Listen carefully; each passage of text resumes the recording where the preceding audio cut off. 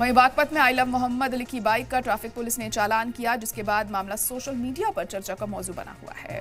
Bike मालिक ने चालान का वीडियो बनाकर वायरल कर दिया, जो तेजी से ट्रेंड करने लगा है। मामला बढ़ता देख पुलिस ने ट्वीट कर सफाई दी कि चालान आई लव मोहम्मद लिखने पर नहीं बल्कि नंबर प्लेट और गलत पार्किंग कानून की खिलाफ वर्जी पर किया गया था। वहीं वायरल वीडियो में दिख रहे पुलिस वालों को लाइन हाजिर किया गया है।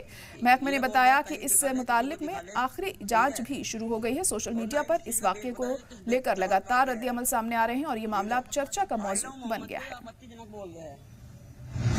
ये साहब आई लव मोहम्मद को आपत्तिजनक शब्द बोल रहे हैं, जबकि हमारे नबी की शान में गुस्ताखी है।